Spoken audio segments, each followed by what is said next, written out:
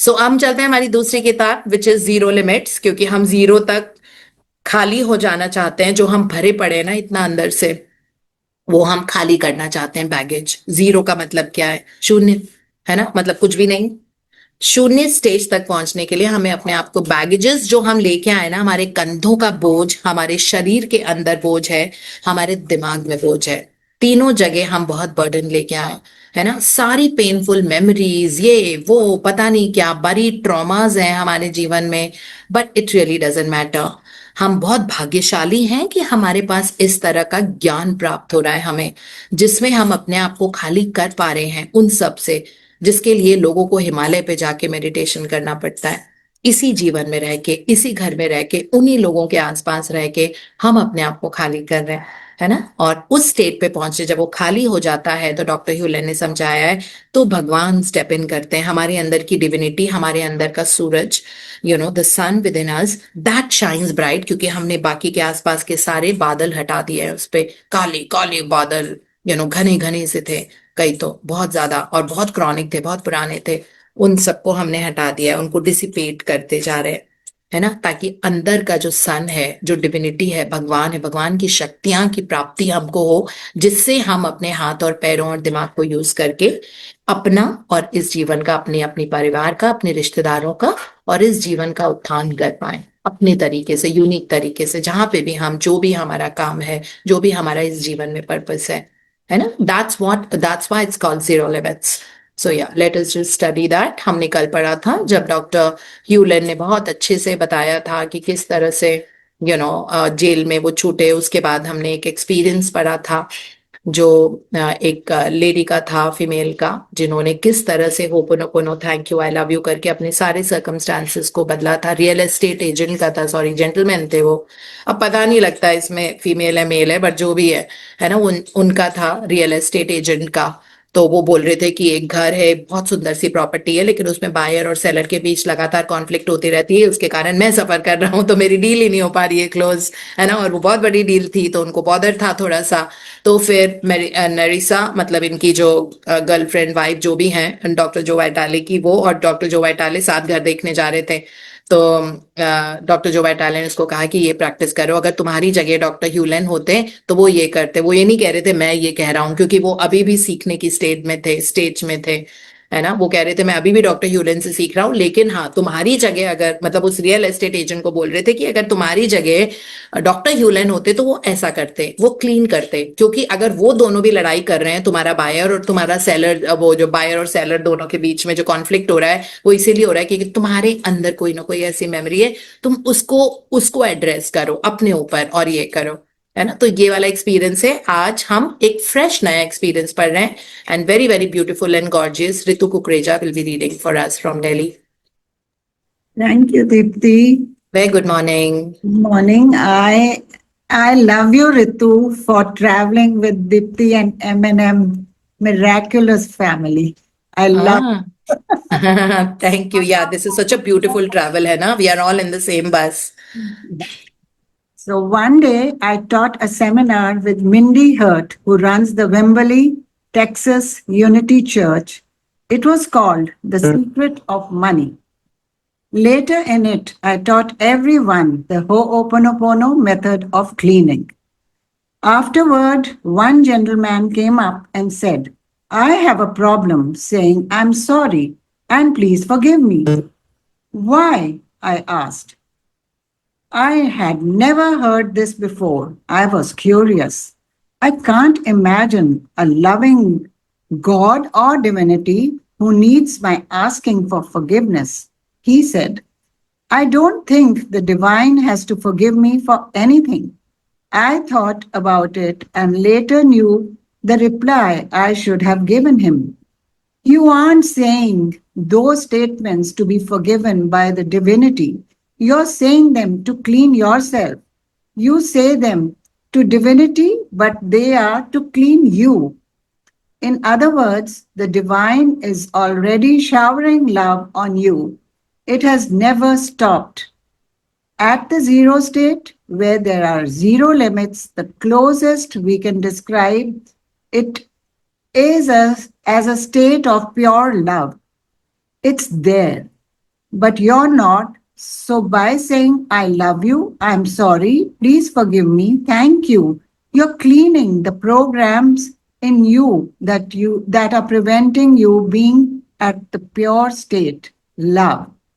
Again, the divine doesn't need you to do Ho'oponopono, but you need to do it. या तो एक ये छोटा सा सवाल है किसी एक प्रैक्टिशनर का जिन्होंने सुना था कि हमको अपने आप को ये 4 फ्रेजेस बोलने होते हैं, that I love you, I am sorry, please forgive me, thank you.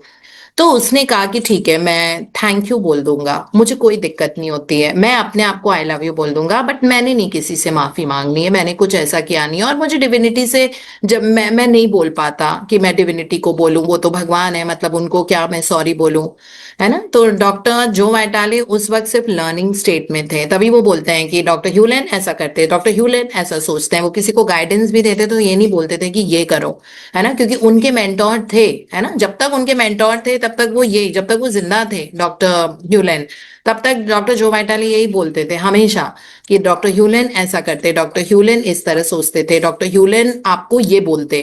तो वो अपना भी गाइडेंस देते थे, तो वो ये नहीं कहते थे कि वो लाइक आई नो, वो बोलते थे डॉक्टर ह्यूलेन होते तो ऐसे बोलते, है ना, इस तरह से, कि वो लर्निंग स्टेट में थे। तो अब इस जेंटलमैन ने ये वाला सवाल पूछा और वो थोड़े से कंफ्यूज हो गए, बिकॉज अभी भी वो समझ ही रहे थे ना, doctor Joe Vitale was a very good learner, और वो किताब लिखते जा रहे थे और डॉक्टर ह्यूलेन से पूछ पूछ के लाइक वो बताते जा रहे थे, डॉक्टर ह्यूलेन जो बता रहे थे वो उस किताब में लिखते जा रहे थे। तो उनको भी धीरे धीरे किताब लिखते लिखते, जब तक ये जीरो लिमिट किताब खत्म हुई तब तक बहुत ज्यादा क्लैरिटी आ गई थी, है ना। मतलब आगे जाके भी हम नेक्स्ट चैप्टर में देखेंगे, जब वो हैमबर्गर और वो सब खा रहे थे और पता नहीं क्या क्या सॉफ्ट ड्रिंक्स पी रहे थे, तो डॉक्टर जो वाइटाले को लग रहा था ये क्या, मतलब जंक फूड खा रहे हैं ना, मतलब इतना वो सारा ऑर्डर किया था, फ्रेंच फ्राइज और ये। तो डॉक्टर जो वाइटाले को एक बार को लगा, तो उन्होंने कहा नहीं, क्लीन कर दो खाने को, है ना, बिकॉज ये वाला यहाँ पे हम इस तरह के जॉइंट में बैठे हैं जहाँ पे मतलब इस तरह के कैफे में है, where this is the kind of food which is available और यहाँ पे अच्छा है, तो क्लीन कर दो इस खाने को, ये आपको कभी भी अंदर जाके नुकसान नहीं देगा, मोटापा नहीं देगा, कुछ नहीं देगा, है ना, क्लीन करके खाना खा लो। तो इस तरह से कहते हैं, उन्होंने ये भी सिखाया कि ऑब्सेसिव ना हो किसी भी चीज को लेके, है ना। अगर जिस एनर्जी में आप खाना खा रहे हो अंदर जाके, अब वही हेल्दी फूड भी कोई खाएगा तो हो सकता है, लेकिन टॉक्सिक दिमाग के साथ खाएगा तो अंदर जाके तो वो भी पॉइजनस ही बन जाएगा ना, टॉक्सिक बन जाएगा। इजंट इट, याद है ना हमको, जैसे डॉक्टर फ्लोरेंस कॉबल्शिन की किताब में हमने पढ़ा था द गेम ऑफ लाइफ, है ना, कि वो मतलब सारे लोग 12 लोग थे, अब ओवल टेबल पे बैठ के, वो डाइनिंग टेबल पे बैठ के खाना खा रहे थे किसी रेस्टोरेंट में, और वहां पे सबने खाया और उनको मतलब सी फूड खा रहे थे सब लोग बड़े मजे से। उसमें से एक फीमेल है, उसको ऑयस्टर पॉइजनिंग हो गई, तो सबने बड़े स्वाद से ऑयस्टर्स खाए क्योंकि उस रेस्टोरेंट की स्पेशलिटी थी ऑयस्टर्स, है ना, तो ऑयस्टर्स खाए, एक तरह का सी फूड होता है जो। तो उस फीमेल को पॉइजनिंग हुई, तो उसने पूछा, उस फ्लोरेंस कॉबल्शिन को बड़े नजदीकी रिश्ता था उनका, तो उन्होंने फ्लोरेंस कॉबल्शिन से पूछा कि मैं कल गई और मैं तो ये कर रही हूँ बट मुझे ऑयस्टर पॉइजनिंग हो गई। तो उन्होंने कहा नहीं, ऑयस्टर पॉइजनिंग नहीं, पॉइजनिंग तुम्हारे दिमाग में है, तुमने किसी को वो किया था, मतलब बहुत ज्यादा ऐसा कुछ अपने अंदर नेगेटिव इमोशंस दबा के रखे थे। कहती है हाँ, वो लोग बात कर रहे थे, मुझे बिल्कुल भी अच्छा नहीं लग रहा था, and I did not agree with that conversation and this and that, और यू नो लाइक इस तरह से। तो उसने कहा हाँ, तो तुम्हारे दिमाग की प्रॉब्लम है या उनकी प्रॉब्लम नहीं है, उन्होंने भी तो यही वाले ऑयस्टर्स खाए और उसी डिश से सबको सर्व हुए थे, तो तुमको क्यों पॉइजनिंग हुई है out of that food, because तुम्हारा दिमाग पॉइजन है ना, इस तरह की चीजें। तो कई बार ये होता है हमारे अंदर भी, हमें पता नहीं होता है कि हमारे अंदर क्या लिमिटेशन है, क्या लैक है। आज हमने उसमें मैजिक मिरर में भी वही पढ़ा हुआ है। तो यहाँ पे ये बता रहे हैं कि वो बंदा था, वो कहता नहीं मुझे नहीं, थैंक यू, मतलब मुझे आई एम सॉरी प्लीज फॉरगिव मी नहीं बोलना, मुझे डिवाइन से नहीं, मेरा रेजोनेट नहीं करता है, मेरे अंदर से नहीं निकलता है ना। तो डॉक्टर जो वाइटाले को उस वक्त नहीं समझ में आया कि क्या जवाब देना है, बाद में उनको पता लगा कि हाँ, हम कहते हैं लेटर आई रियलाइज कि मुझे क्या बोलना चाहिए था, है ना, बिकॉज वो भी बेचारे लर्निंग स्टेट में ही थे, उनको भी कुछ कुछ चीजें बहुत ऐसी लग रही थी कि हाउ कैन पिज्जा और अ जंक फूड और अ हैमबर्गर और a French fries become healthy, मतलब एनर्जी चेंज करके। तो वो भी नेक्स्ट नेक्स्ट कुछ कुछ पैराग्राफ्स में भी, चैप्टर्स में भी हम ये समझेंगे कि अभी भी डॉक्टर जो वाइटाले लर्निंग स्टेज में थे। तो फिर और उनका ये पहला साल था ना उनके साथ, अभी क्या 3 ही तो कॉन्फ्रेंसेस अटेंड की थी, एक टेक्सास, फिलाडेल्फिया और एलए वाली। तो उसमें जितना उनको उनको काफी कुछ समझ आ गया था फिर भी, क्योंकि वो लोगों को गाइडेंस देने लगे थे, बट यही कह के देते थे कि डॉक्टर ह्यूलन ऐसे बोलते हैं और ऐसे करते हैं। तो फिर उनको जब ये समझ आया तो उन्होंने बाद में उनको रियलाइज हुआ कि मुझे उस आदमी को क्या बोलना चाहिए था, उस वक्त उनको नहीं पता लगा। तो बाद में वो ये कहते हैं कि नहीं, उनको रियलाइज हुआ कि मुझे कहना चाहिए था हम डिविनिटी से थोड़ी, हम अपने आप से, मतलब I talk to myself and say that I'm showering love on me. So हम अपने आप को बोल रहे हैं that I am sorry, please forgive me, thank you, I love you, ताकि हमारी डिविनिटी वो हो जाए। सो वो ये चीज यहाँ पे बताने की कोशिश कर रहे हैं। So by saying I love you, I am sorry, please forgive me, thank you, you are cleaning the programs in you, जो डिविनिटी को स्टेप इन नहीं करने दे रहे हैं, जो हमारे अंदर के जो भगवान है उनको एक्सपाउंड नहीं होने दे रहे, उनको लाइक उनको हमने दबा रखा है, बिकॉज बाहर हमने इतने क्लाउड्स उसके आसपास बना रखे हैं अपने अंदर के भगवान के, अपनी अंतरात्मा, आत्मा के ऊपर। आत्मा की तो बहुत शक्ति होती है, क्योंकि आत्मा तो लगातार डिराइव करती रहती है परमात्मा से शक्तियां, है ना, वो दोनों कनेक्टेड होते हैं, आत्मा ही परमात्मा है। सो परमात्मा आत्मा, आत्मा परमात्मा का अंश है। लेकिन क्यों हमारी लाइफ में फिर दिक्कत आती आती है, क्यों हमारे कुछ एरियाज ऐसे हैं कि जो चेंज नहीं हो रहे, क्योंकि हम रिस्पॉन्सिबल हैं उसके लिए, है ना। तो हम अपने आप को बोल रहे हैं that I am sorry, please forgive me, thank you, I love you, we are telling ourselves, ताकि हम उन प्रोग्राम्स को जो हमारे अंदर चल रहे हैं, जो मेमोरीज हैं, जो कुछ ऐसी यादें हैं जो हर्टफुल हैं, इंसल्टिंग है ना, मतलब किसी न किसी तरह जहां पे सिर्फ दुख दर्द था, उन यादों को हम डिफ्यूज कर रहे हैं अपने अंदर से, और उनको आई लव यू और थैंक यू की रोशनी से उस अंधेरे में हम रोशनी लेके आ रहे हैं, ताकि हमारे अंदर की डिविनिटी ज्यादा चमके और पूरी डिविनिटी के साथ हम ये काम कर पाए, है ना। सो इसमें लिखा हुआ है the divine doesn't need you to do ho'oponopono, कि वो भगवान कह रहे हैं कि चलो ये करो ताकि मैं वो करूं, it is not like that. तो ये उनको बाद में समझ आया कि मुझे ये जवाब देना चाहिए था। हाँ जी। Recently, I received a heart-wrenching email from a dear friend of mine. She asked, "What would you say to someone who has been reading your book, who watched The Secret, who reads your blog every day, who does her best, yet it's still broke, unhappy, and failing? I keep having problem after problem. It never ends. What would you say?" I felt her pain. After all, at one point, I was homeless. I struggled in poverty for a decade. My overnight success probably took 20 years to occur. I know that it's like to feel like you're stuck in quicksand. Why would you say to such, what would you What say would to you- such a person? In the past, I would offer solutions. I would say, read The Magic of Believing by Claude Bristol. Watch the movie The Secret 7 times. Create a scenario of how you want life to be. Take time every day to meditate. Work on self-sabotage issues. But that's the frontal approach to change. I've learned, and Dr. Hewlin will attest, that approach rarely works. So what's left? How do you or me or anyone help someone stuck and in pain? According to Ho'oponopono, the only way is by cleaning myself. People who come before me, including the one who wrote me and sharing a program with me, they caught it like a virus to the mind. They aren't to blame. They feel trapped or cornered. I can throw them a rope, but more often than not, they won't use it, or they'll use it to hang themselves. So, what do? All I can do is clean me. As I clean me, they get cleaned. As we clean the program we share, they get lifted from all humankind. This is all I do these days. It's what Dr. Hewlin first told me he did on that first phone call we had so long ago. All I do is clean, clean, clean. All I do is I love you, I'm sorry, please forgive me, and thank you. The rest is up to divinity. I don't think this is heartless, but instead the most heartfelt thing I can do. And it's what I'm doing right now. Even as I write these words, finally consider this spiritual punchline. Since the story of the person who wrote me is now part of your experience, that means it is up for you to heal as well. After all, if you create your own reality, then you had to create this situation too, as it is now part of your reality. I suggest you use the I love you statement to heal this. Yeah. So thank you, Ritu ji, for reading so beautifully. Thank you so much. Thank you. So about this beautiful experience, एक female जो इनकी बहुत dear friend है, doctor Joe वाइटाले की, उन्होंने इनको email पे लिखा दैट मुझे समझ में नहीं आ रहा है मुझे जीवन में क्या करना है, बिकॉज मेरे लाइफ के चारों एरियाज ही गड़बड़ हो रहे हैं, मतलब एक के बाद एक प्रॉब्लम आती है, एक थोड़ी ठीक होती है फिर और प्रॉब्लम आ जाती है, and I really need your help. Doctor Joe वाइटाले बोलते हैं कि अगर मैं पुराना वाला होता तो मैं उसको बोलता कि सीक्रेट मूवी को 7 बार देखो और खूब मेडिटेशन करो और कुछ कुछ विजुअलाइजेशन करो, imagine the scenario of the future you want to create और विजुअलाइजेशन करो, ये करो.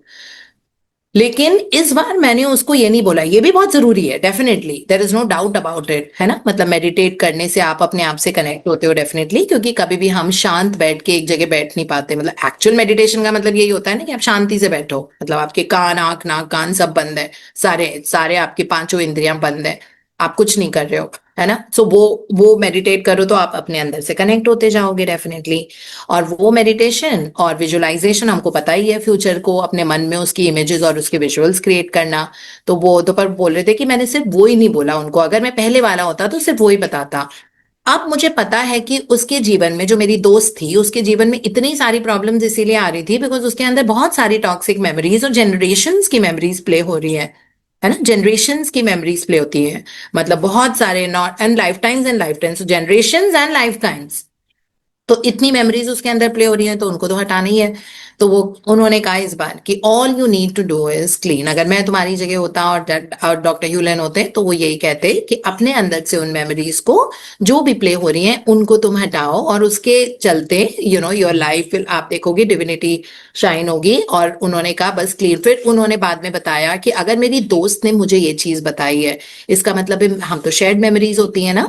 तो उन्होंने कहा कि मेरे भी अंदर कुछ ना कुछ ऐसा है जिसके कारण मेरी दोस्त ने मुझे ईमेल पे ये सारी बताया. इसका मतलब है ये मेमोरी मैं भी शेयर कर रहा हूं कि लाइफ में एक बार बार बार दिक्कत आती है. और जैसे ही उनकी दोस्त ने उनको ये ईमेल भेजी, उनको एकदम से याद आ गया वो सब कहाँ से आ रहा है ना. उनको वो एकदम से बचपन में गए डॉक्टर जो वाइटाले, और उनको याद आया कि किस तरह 1 डेकेड उनके पास खाने को भी पैसे, मतलब he was struggling with poverty, है ना, गरीबी जिसको बोलते हैं, एक्सट्रीम गरीबी. तो 1 डेकेड का मतलब 10 साल. तो उनको अपने वो 10 साल याद आए और एकदम से वो कोरिलेट कर पाए. जब ये दोस्त ये सब बता रही थी उनको, तो इनको अपने वो वाले दिन याद आ गए. इसका मतलब है कि उनको मेमोरी पता लग गई कि ये सब कहाँ से आया और क्यों इनकी दोस्त इनसे ये बातें कर रही है कि मेरे पास पैसे की भी कमी है, मेरा ये भी हो रहा है, मेरा वो भी हो रहा है, कुछ ना कुछ जो भी उन्होंने ईमेल लिखी होगी. पूरी ईमेल तो इन्होंने यहाँ पे बताई नहीं है, लेकिन ये कहा है इस तरह से, है ना.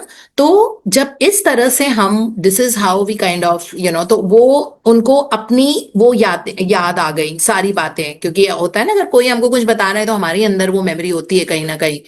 तो उनको वो याद आया कि हाँ, इतनी गरीबी थी, मुझे ये प्रॉब्लम होती थी, मुझे वो प्रॉब्लम होती थी. और जो सब लोग बोलते हैं माय ओवरनाइट सक्सेस, उसको 20 साल लगे. So it was, he has such a good sense of humour. कहते हैं my overnight success took 20 years, मतलब रातों रात जो सक्सेस आई उसको 20 साल लगे. मतलब 20 साल लगे मुझे उस लेवल पे पहुंचने में कि मैं अपने आप को एक सफल इंसान बोल पाऊं. तो उनको वो पूरी वो 20-30 साल की जो उनकी यात्रा थी जीवन की, उनको वो सारी याद आ गई जब इनकी दोस्त ने इनको ये ईमेल लिखी. तो इसका मतलब है कि उनको वो मेमोरी भी याद आ गई. यही नहीं था, कई बार तो हमको पता ही नहीं होता ना, हम बोलते हैं कि पता नहीं कहाँ से आई है ये वाली मेमोरी जो हमारे जीवन में हो रहा है ना. चाहे हमने इंटेंशनली अनइंटेंशनली कभी कोई ऐसी हरकत की हो, थॉट्स, वर्ड्स, एक्शन में, हम तो ऐसे बोलते हैं क्योंकि आधी चीजें तो हमें याद ही नहीं होती हैं कि आज हम तो सोचते हैं कि हम बड़े सही इंसान हैं और बहुत अच्छा काम कर रहे हैं, बट हमारे अंदर कुछ ना कुछ तो ऐसा होता है ना, टॉक्सिसिटी भरी हुई होती है, वो पता नहीं कहाँ से आई थी. Negative memories, toxicity doesn't mean that, ऐसे मतलब नेगेटिव मेमोरीज कहीं से आई हैं.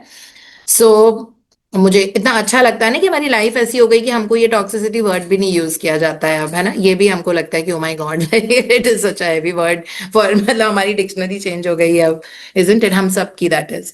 सो वो जो जो भी मेमोरीज थी पुरानी, तो डॉक्टर जो वाइटाले को याद आ गई कि हाँ, यही वो मेमोरीज है जिसके कारण मैंने अपनी दोस्त की इस ईमेल को अट्रैक्ट किया अपने जीवन में।